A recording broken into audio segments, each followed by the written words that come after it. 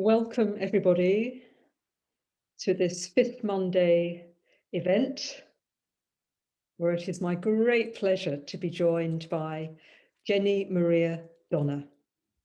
Thank you so much. It feels really nice to be here. Beautiful. Beautiful to have you here. So our format for today is that Jenny and I will be in conversation. I'll be asking Jenny about her experiences of living in community, her lessons in community, joining together to receive all the blessings that can be given at that time. And then we'll go into sharing and for you to ask questions. And I hope the whole thing will be a beautiful lesson in community for all of us. So, Jenny, it's such a pleasure to have you here, and such a pleasure to have this focus on community, because you've had such a deep experience of living in community. So I wonder if we could start with asking you, what do you mean by community? Giving us some context for our exploration. Yeah. Well, I feel, first of all, it's wonderful to be here and see all of you and join with all of you. And in a sense, I would say this is community. Community is joining. For me, it really is joining, coming together for the same purpose, for one purpose, healing and awakening. But the way I've lived in community with a group of people is, of course, bigger or different than just this type of small community coming together. And I feel what came to me is like, is sharing. Community is sharing, and it's sharing resources, sharing living space, sharing minds, because in community there needs to be a lot of communication. So because everybody come together with different view of the world, and here we are yearning for oneness, and so to start a journey towards oneness for me and for many in community is to start to share what's on the mind. And I feel to come together in community, it makes it more important, more difficult to stay private. If we live on our own, it's easy to avoid looking at what comes up. But in community, it's in your face because everybody reflected, and you see your beliefs in the people around you. So yeah, there is a lot I could say. So it sounds quite an intense experience, perhaps a more intense version of normal living, in very big quotes, living outside of a specific spiritual community. It feels like perhaps a hothouse or very intense. With that, I've not lived in community, so that's just my thought about it. At times, yeah, at times. And at times we use the word pressure cooker because it can become very intense when the ego comes up in the mind, in our mind, but it sounds maybe too much, but it's actually a way of healing, because the willingness and desire to heal may even become stronger because of the intensity of seeing all the beliefs so close. So maybe a fast track, it could be one of the fast tracks that we could take perhaps? I feel it is. It's a very fast track, and it's not just intense, it's so supportive. Like for me in my life, it's been to come together with mighty companions. Like Jesus says, there is a time on the journey when you will walk with mighty companions. And that's what it's been. That's it's been the depth of the support, truly, for healing, to have brothers and sisters that are on the same wavelength, or maybe have walked a bit ahead, that you can share with and join with. It's immensely helpful. Yes. So the community atmosphere both brings the challenges, but also offers the help through those challenges. By the sound of it, it's like a complete package. Gives you everything. A good design. Yeah. For healing the mind. Yes. So how did you get involved with living in community as a path? How did that come upon you? Yeah, it's a good way to put it, because it did come upon me. I did not choose living in community. I didn't seek it.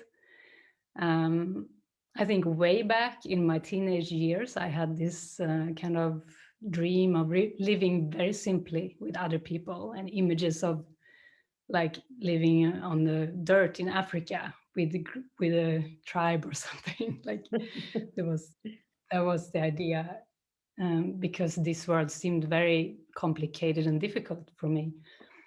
But I didn't know that communities exist. The spiritual community exists, and not even when I grew up in Sweden, and many of you heard my story, but I feel to share it short here. I grew up in Sweden, and I got into spirituality when I was around 20, left the Christian church, and then when I was around 30, I received an invitation to go to Fairfield, Iowa, and do transcendental meditation, because I was an introvert. I was a recluse. I felt meditation is my path, alongside with the course. And I received the invite to go to the TMCD program in Maharishi University, Fairfield, Iowa. And it was so strong, the experience to go, that I felt like that's the only way here for me, is to go to Fairfield, Iowa, and be part of this program. And at the time, I had a son, a 10-year-old son, who I was single mom. His dad lived in another place. And so that was a big thing for me, because a mother shouldn't leave her child. And what kind of God would call a mother away from her child? So that became a huge conflict. On one side was this strong call to go to Fairfield, and on the other was, no, you're a mother, you have obligation, you need to stay, because he may get problems in his life if you leave him. So I prayed a lot during those days, and this feeling to go to Fairfield did not go away. It was just so strong. But the other feeling was also very, very strong. So one day I just said no to God. I just said, no, I cannot do this. This is impossible. This is not right. And that day felt very strange. I felt completely blank, completely lost in a sense, because this strong pull was actually guidance, and not following the guidance made me feel very blank, in a void. So I just sat down in this feeling of a void. for hours. I sat there, I didn't know what to do. And inside of me, there was a strong prayer. God, you have to show yourself to me and help me out if you're going to have me go to America and leave my son with his dad. And so after a few hours of sitting in this void, there was a presence that kind of just appeared all around me in my room. And all of a sudden it was two angel beings, two light beings were there and communed with me, communicated without words. And I communed with them without words. There was an inner full experience. There was not even inner and outer. This was beyond the experience of my room. This was an experience of the time and space is not real. This was an experience of love. And they answered all my questions through just telepathic or through this oneness that I had with them.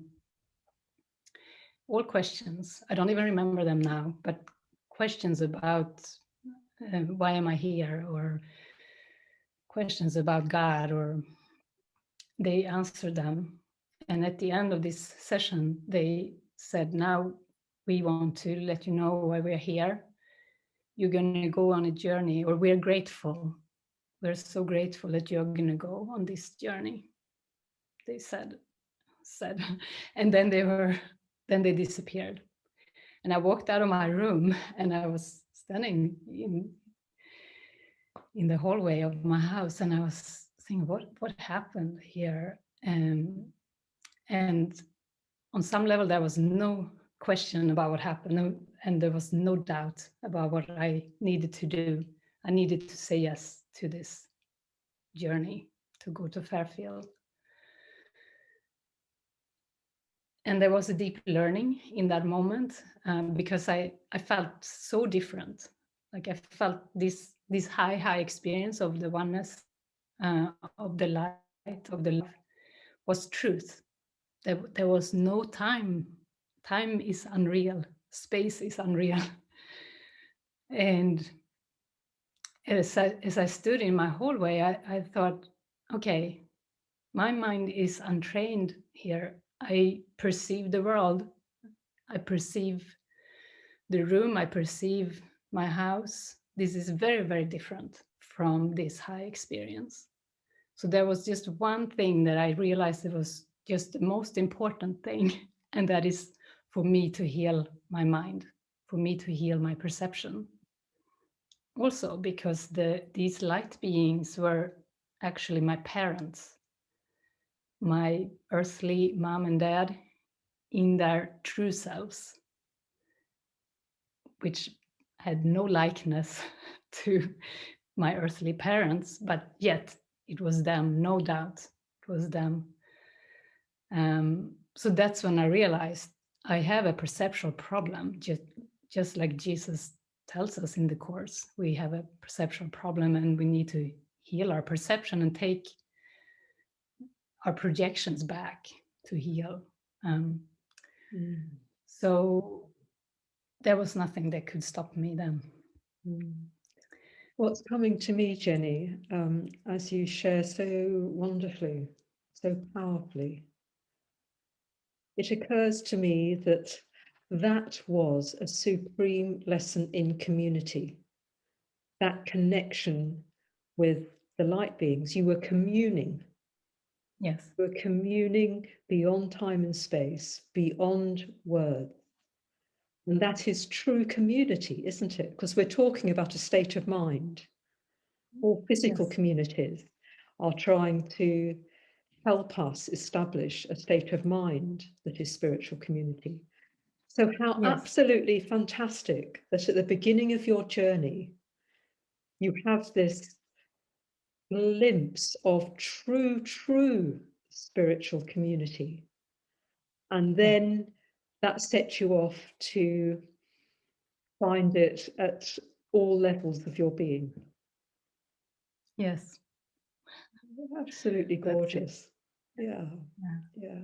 And that is my experience now, after having gone through so many lessons of actual community in form, and having left Living Miracles community, been very guided to that, not really leaving, as an experience. And that's what I want to come to. It's an experience of joining, no matter where I am. There is no in or out of community. It is communion. Yeah. Yeah. But as a stepping stone, it was helpful to be in the physical community for 13, 14 years. Yes. So is that how it is for you now? You are living in spiritual community, whether you're on your own or with your husband or down the street or wherever you are. Is that how it feels? Are you sort of carrying it through with you now all the time? Yes. Yeah. Yeah. Yeah. Yeah. How fantastic. What would you say to anybody listening here or who will be listening to the recording who's never lived in a physical spiritual community, might not have any interest in living in a spiritual community? What can you say from the fruits of your long journey in spiritual community? What light can you shine on any form of living? What's the kind of essence that you've learnt from your community living that might be useful to anybody here?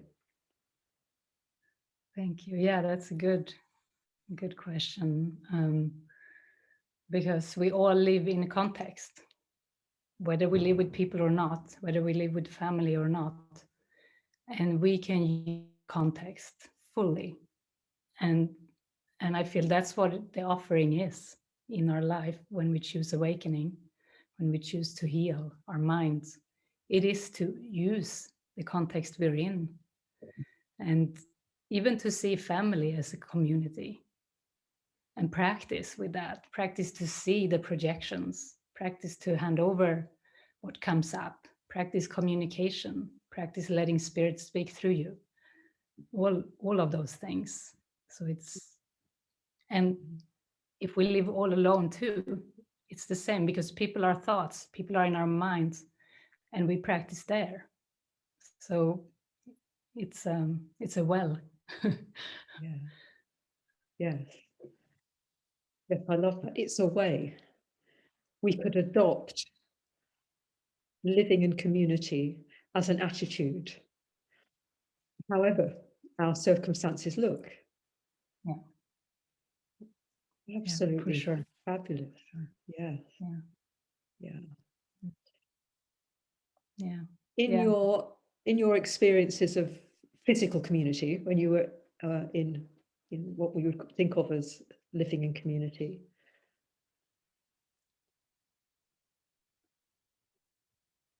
what was the most important thing you learned, do you think? What was the biggest realization in it all?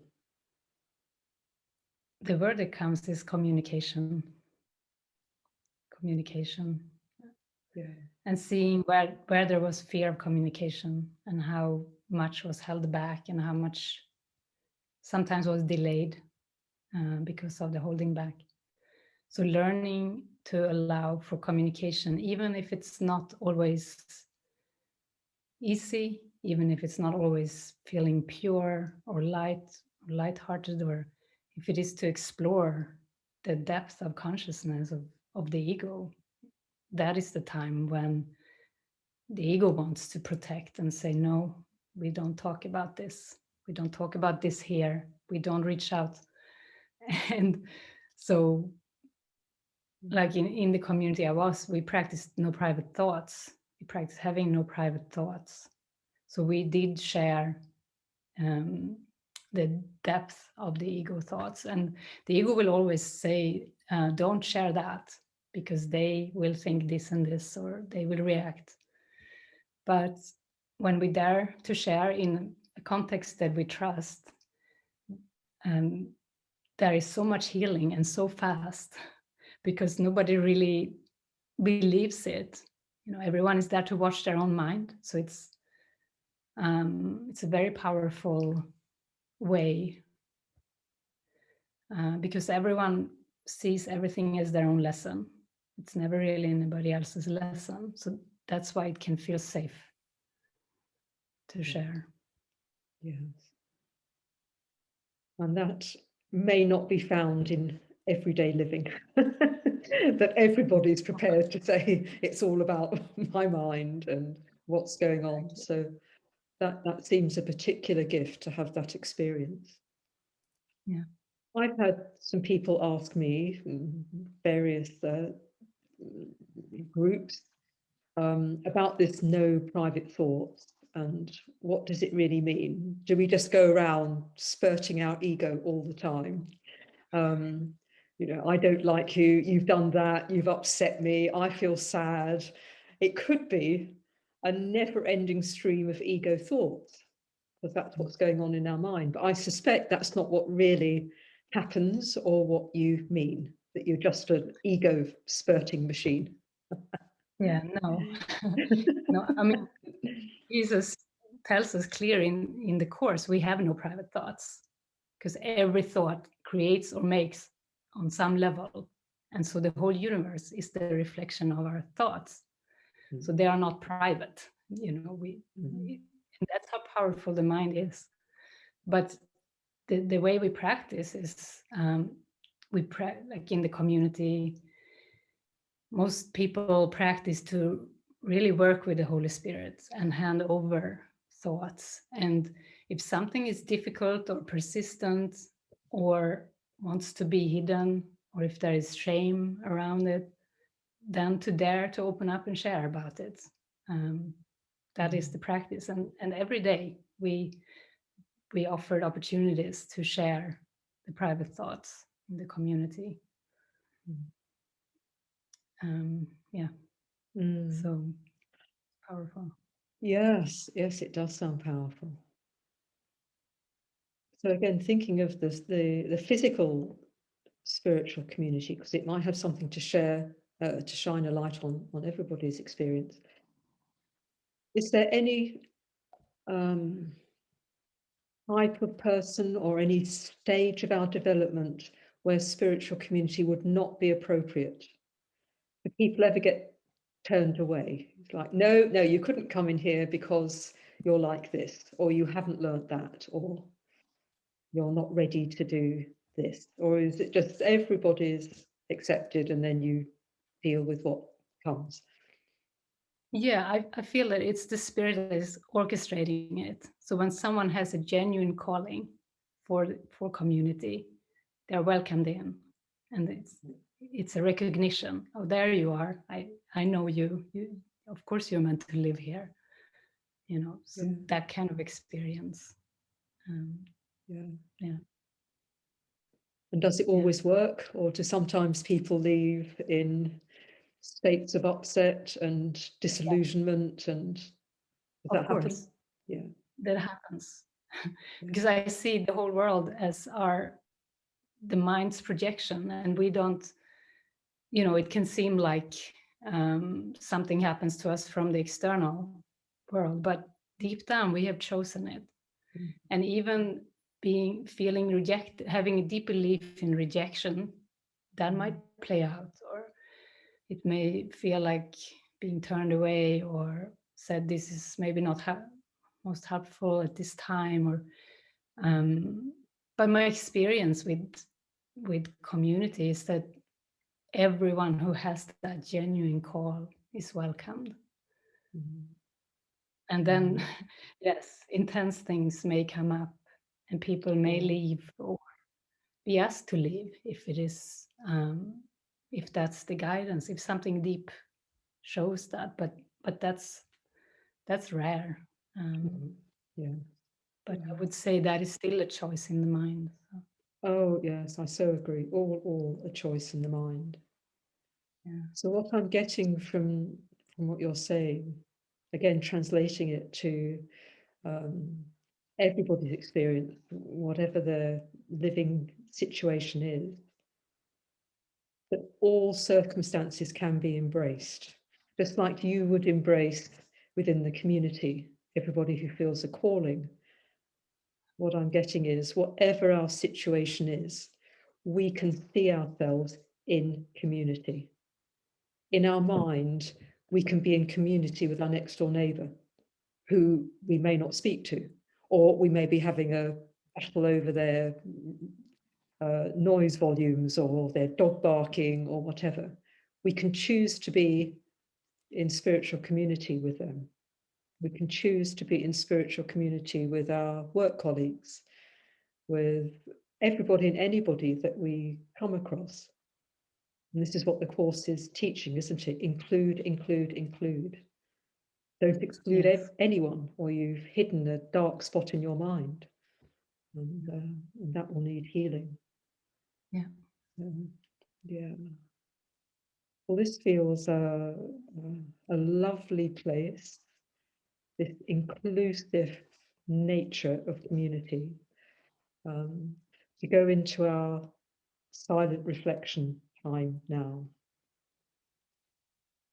So I invite everybody to close their eyes, and we will go into 10 minutes silence, being aware that we're together, joining in the holy purpose of considering spiritual community. And let's see what arises in our minds in this silent time together. Perhaps you'd like to offer a wide open invitation to the Holy Spirit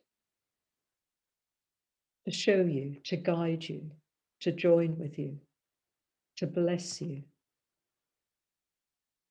So let's be with each other in this. And then from the silent joining, we'll go into verbal sharing.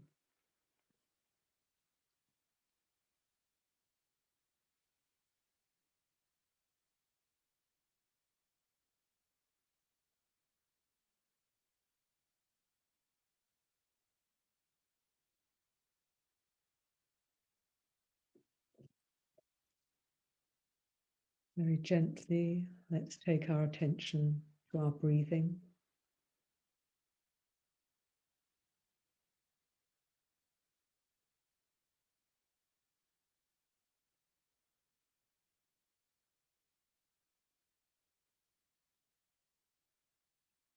And slowly open our eyes again.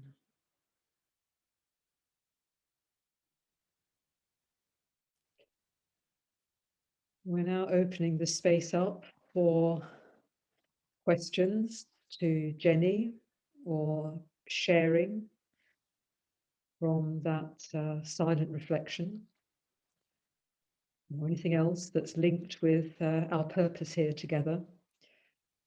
Oh, I can see you now. Megan, you are muted. Oh, I'm so sorry. No problem. Was I've halfway there. found you now. Okay. Would you mind Yeah. starting again? Sure, no problem. So, yeah, I grew up in a household with, my mother and father, and also my godmother and godfather, who are, my mother's sister and her husband. And so I always grew up in this kind of four-parent situation. And then I actually other family members also joined the household. And there was not really like an intentional spiritual community around it. And, sometimes boundaries were a big issue. And there were definitely a lot of private thoughts in this kind of community, not the same as, the one that Jenny's describing at all. And I was wondering if Jenny could speak to this question of boundaries, and I hope that that sharing is of benefit to someone. Mm. Yeah, please do, Jenny. Yeah.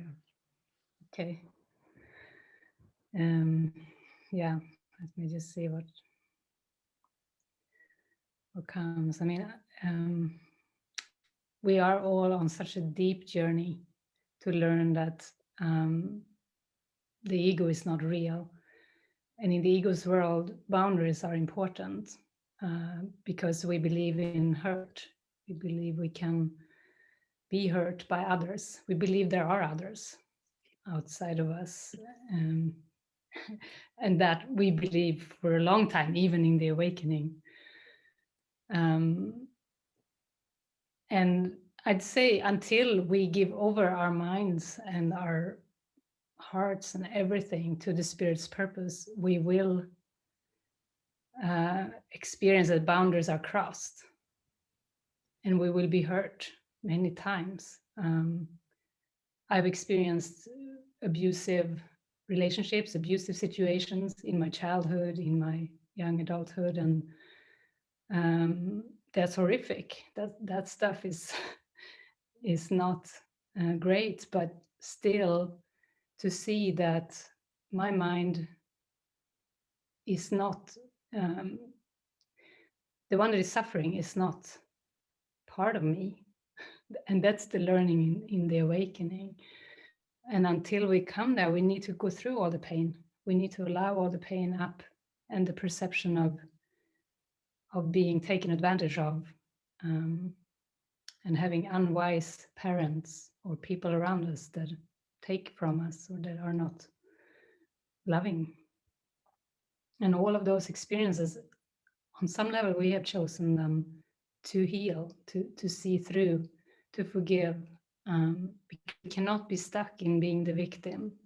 That's another very big learning lesson that I went through, because I definitely felt like I was a victim in many situations. And it's super deep to heal that and to look at that. I'm not sure if that answers your question or your thoughts around it. Thank you. It took it to a level beyond what I had in mind. So thank you for that. Mhm. Thank you, Megan. What I feel inspired to offer here is that, yes, this world is not real. The ego isn't real. It's impossible to take advantage of each other in truth. It's impossible to hurt each other in truth. And the Course is not asking us to be inappropriately like a doormat at this level. It's not saying you can't be hurt, so it's okay. Allow someone to abuse you. All of this will be an ego twist on what the Course is teaching. The Course is only teaching about our mind. So in our mind, we know we can't be hurt. Would you agree, Jenny, that would be a sensible approach? Yeah. Yes. Yeah, I thought Yeah. Yeah. I was a doormat. Actually used that term and got out of some abusive situation, and I felt like a doormat, and I felt, no, I'm not going to be a doormat anymore. So, and there is always guidance available, even at those levels. There are steps we can take. There are shining lights. There are people that can support us. So yes, I completely agree. Thank you. Thank you. Dave. Thank you. Hi there. Thank you, Kieran J. Hi, Jenny. Hi, Dave. Nice to see you. Nice to see you. What I invite you to share, if okay, is the practicalities of living in community. So, how jobs are delegated, what your day looked like, what the necessity for money was, how things got done, and how you navigated through the days being in community. Could you talk through the practicalities of it? Yeah, sure. I'm someone who is not into rituals or structure. So for me, that has never been my strong side. So I have been living in community, leading communities, starting communities. And at times there was clear guidance to have morning meetings a certain time every day. And I'd say that is probably very important to have a morning meeting, to come together in purpose of awakening, listening to spirit.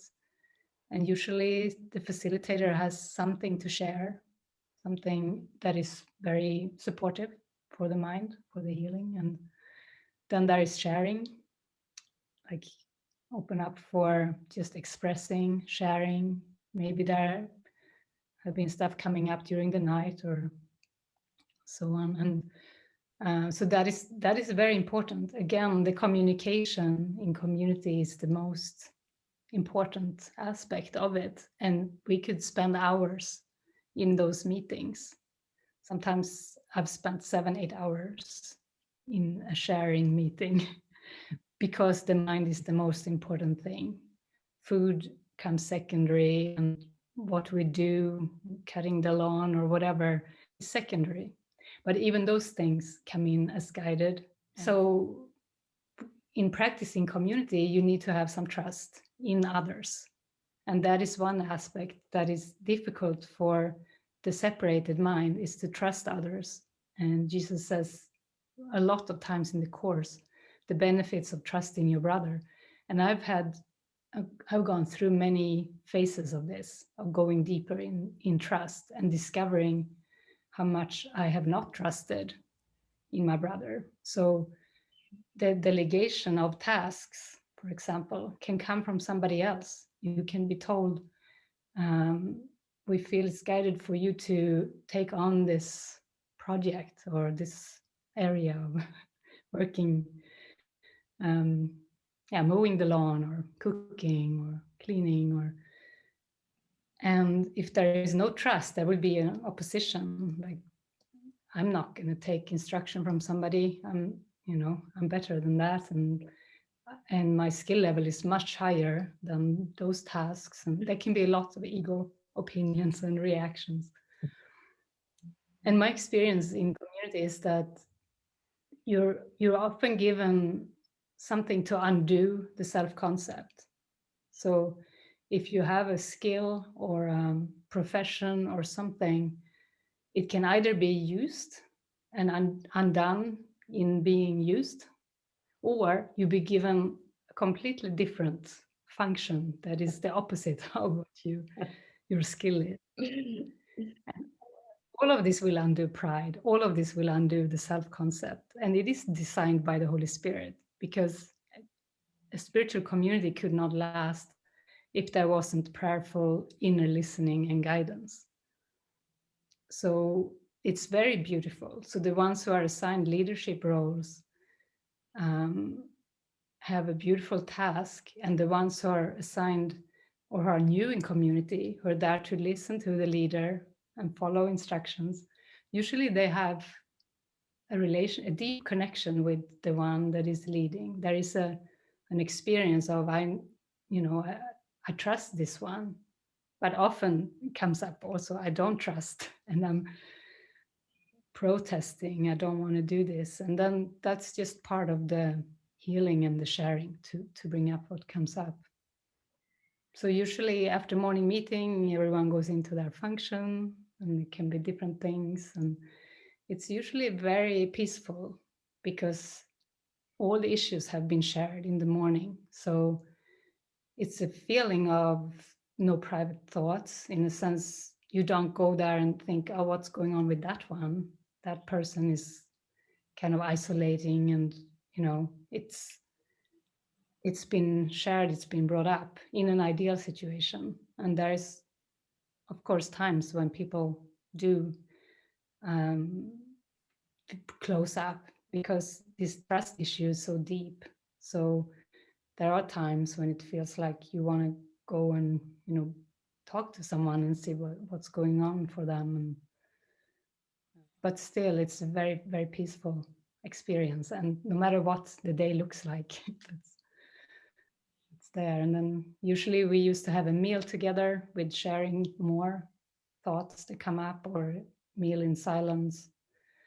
And when I was living or leading a structured community, we often had a movie in the evening where we had more deeper learning and watching the mind.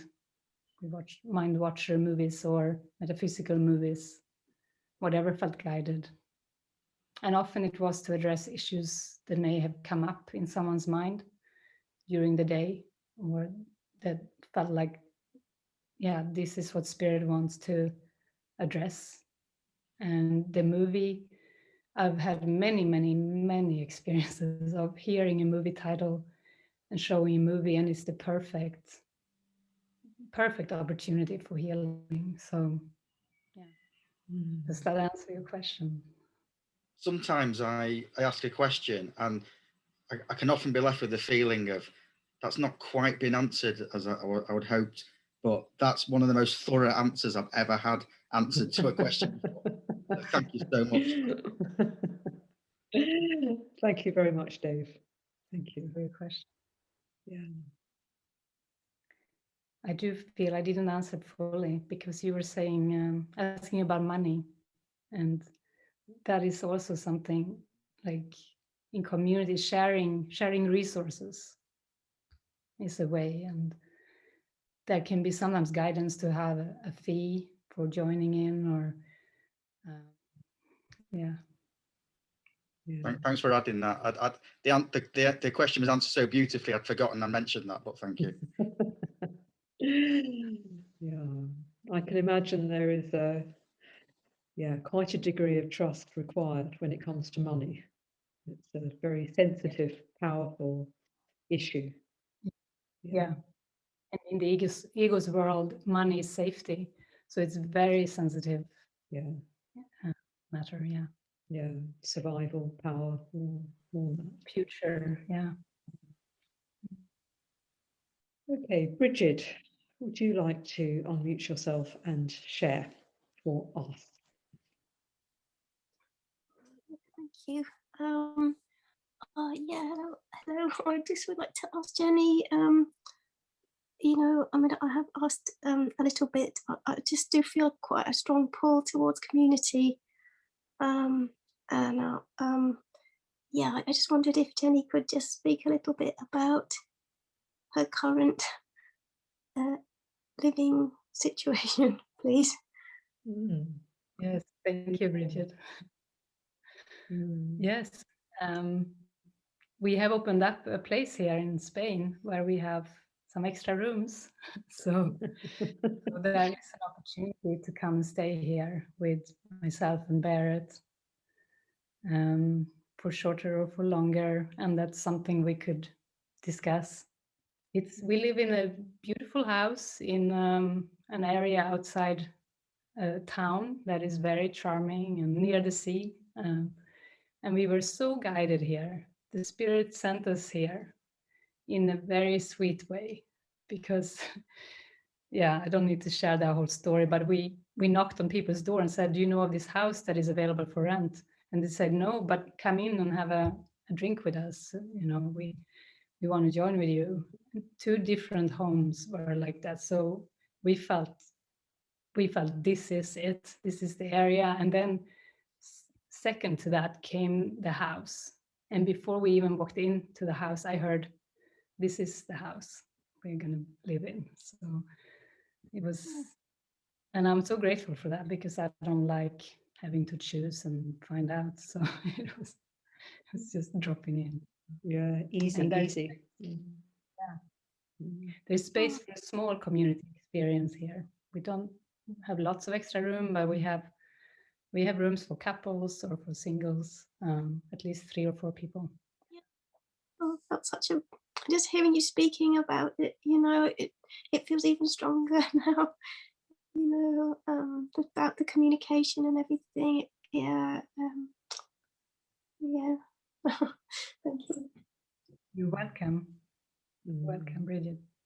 We can talk more details. Thank you. Yeah. What would you say? Oh, let's put it another way. Is there a particular purpose? I mean, it's all for holy purpose, of course, all about what we've been talking about.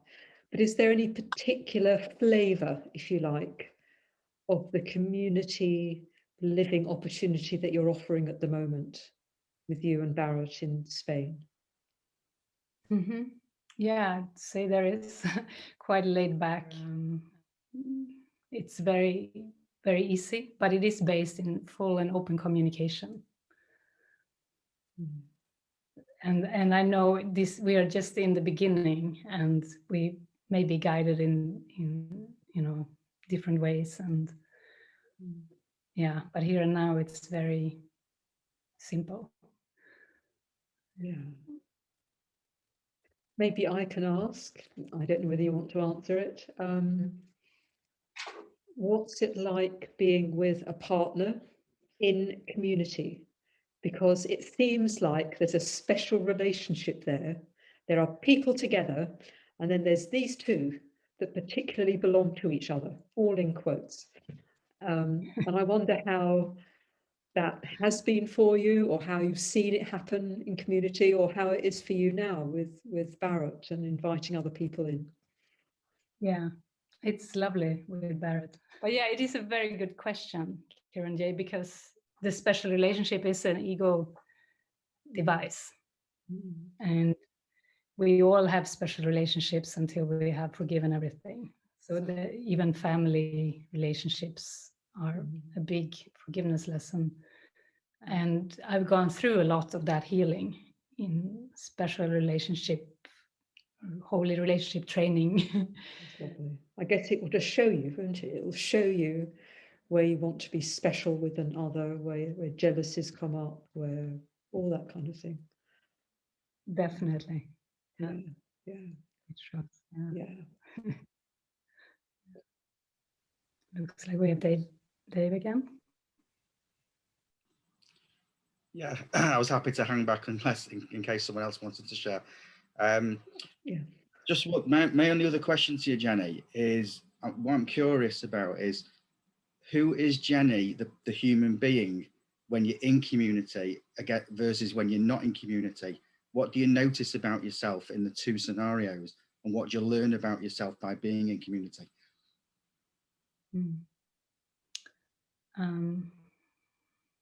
Well, as I shared earlier, I feel like it's all community. But yeah, if I'm just by myself or with my partner and having no other people around, it's a deeper time. It's less communication, obviously, more rest, maybe a deepening and a healing time to go deeper into the psyche to see what still needs to heal. Okay, thank you. And do you find anything challenging? What's the most challenging thing you find about living in a physical community? Feeling responsible for other people is my forgiveness, I think. Brilliant. Thank you.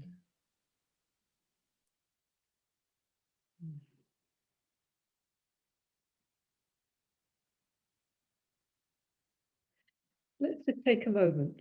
Let's all of us close our eyes.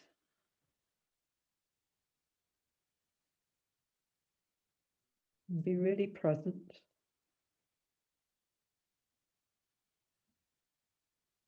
Aware of this tremendous gift of coming together.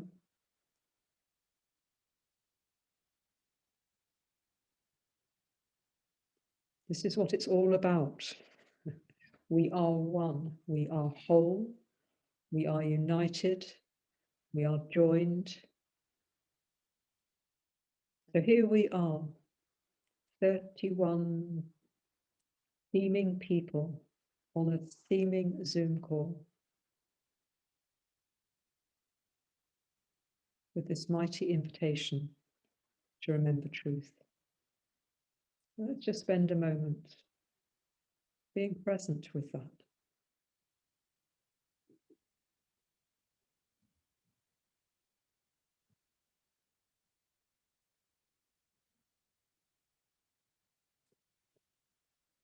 And would you like to ask the Holy Spirit Are you guiding me to share something or ask something? Let this be a beautiful opportunity to tune in, listen in, practice. Holy Spirit, show me. What is for the greater good here?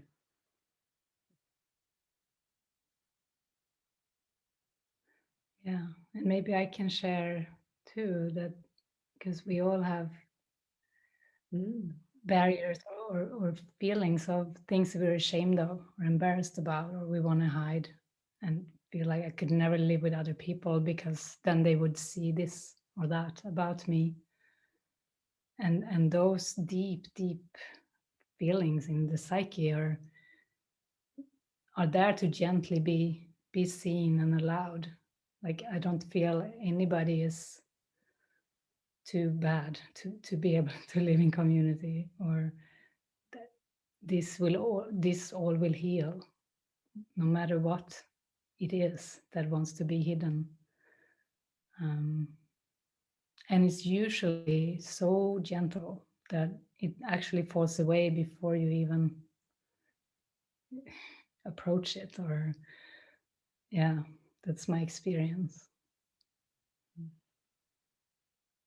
This is how it went for me. I didn't share fully my whole story, but before I went to Fairfield, Iowa,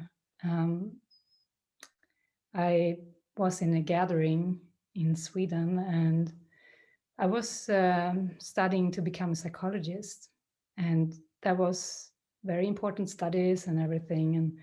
And I had a summer holiday from the university, and the course had come into my life, and I just couldn't stop reading the course.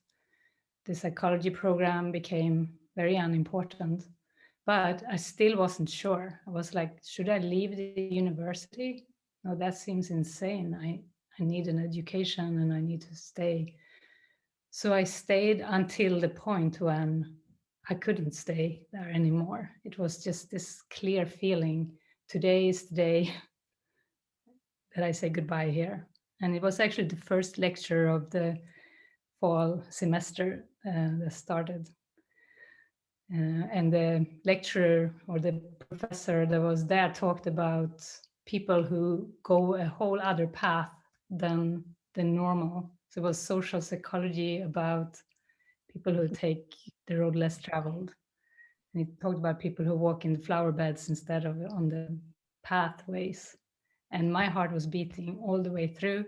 And at the end, I had to share that I felt this was all about me and I won't come back to the university anymore. And the ego was terrified. And then I went home and just didn't know what, I didn't have guidance, what was going to come. This was 3 months before the invitation to go to Fairfield came in. So I spent my days with the course in prayer, in meditation, long walks, long discussions with the Holy Spirit, big prayers about, please show me the way, send me my mighty companions. I want to know who they are. There must be something more to life than what I have here. There must be something more stronger, more powerful. And that 3 months in that state led me to this invitation to Fairfield, but I also didn't share that I only lasted there for 3 weeks in Fairfield. Then I was guided to, and this was way before the community started. we were just 2 or 3 of us there as a beginning. So it wasn't a goal to have community or live in community. It was just kind of happening. It was just following my heart or following spirit. I didn't even know what I was doing. I had no idea what I was doing, but I followed.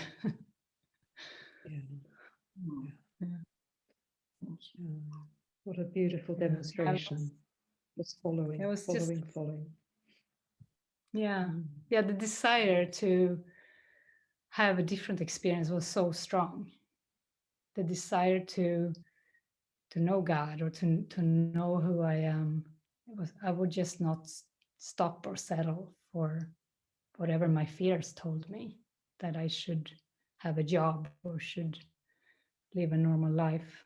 I just I just didn't want to settle for that. Once I had felt and experienced what Jesus tells us in the Course, that was just too profound and too clear for me to settle for less than everything. Yeah, yeah. Yeah, it's deep. I mean, the idea of sacrifice that is so prevalent in the ego's world is something else to undo. That is another phase of the journey or a stage of the awakening, and it may come back in different ways. But in the manual for teachers, Jesus says that you will feel like you're called to sacrifice what is most valuable on behalf of truth. And you would only learn that there is no sacrifice by giving it up. That is a pretty strong, that I would say that's what I experienced. And so in one way or another, we all come across this undoing of the belief in sacrifice. Yeah. Thank you, Jenny. Yeah, that's how it seems to me too. So anybody want to take the opportunity of this last few minutes to share anything?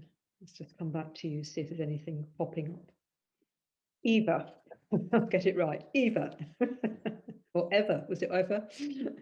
Would you like to share? Swedish, it's Eva. Wow. Oh.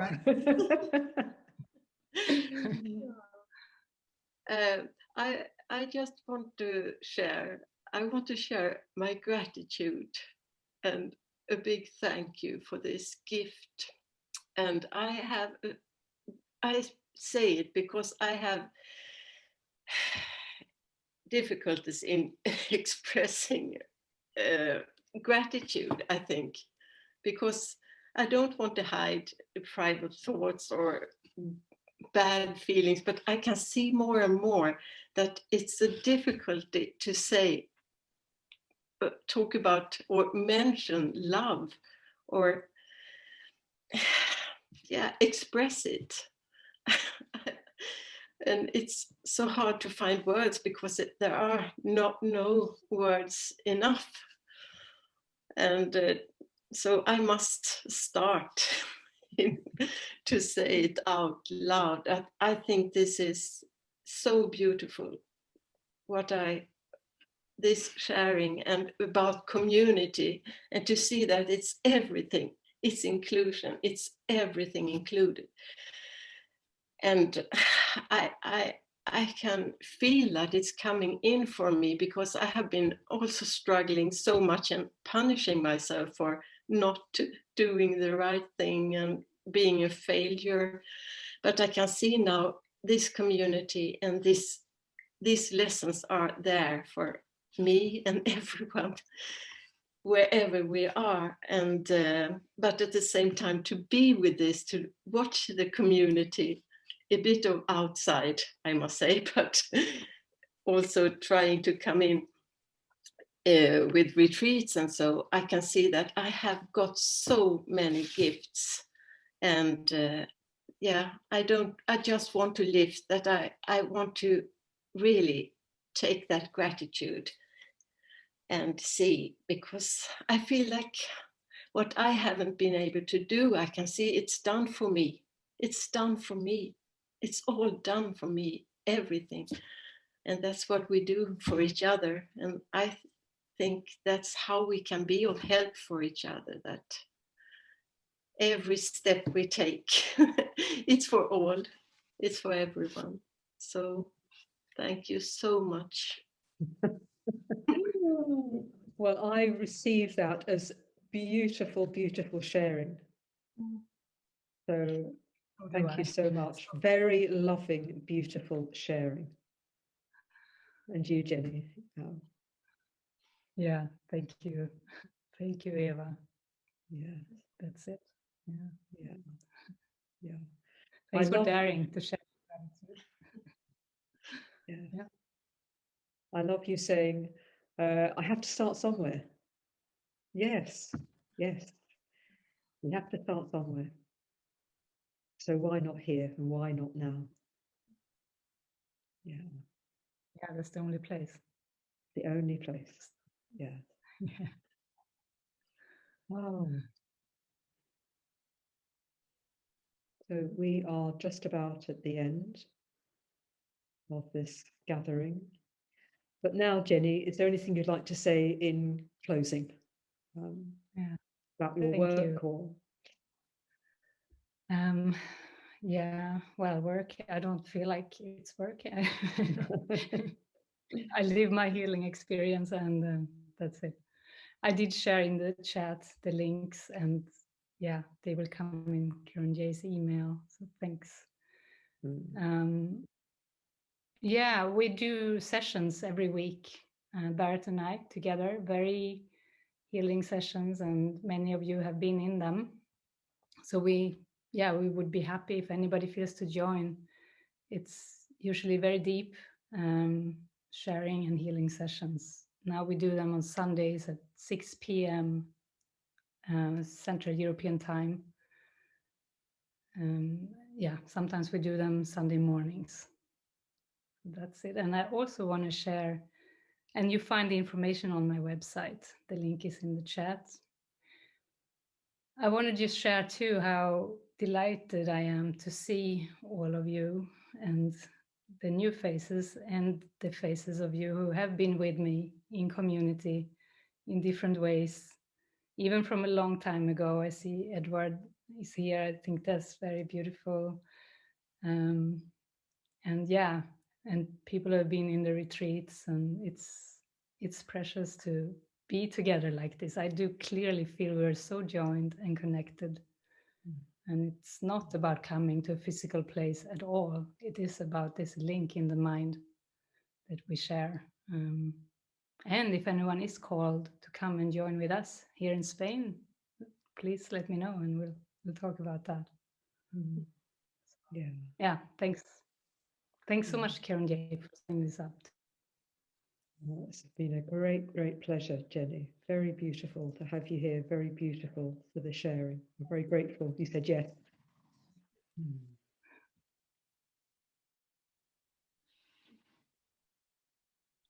Yeah, thank you everyone for taking on this big project of undoing the ego together.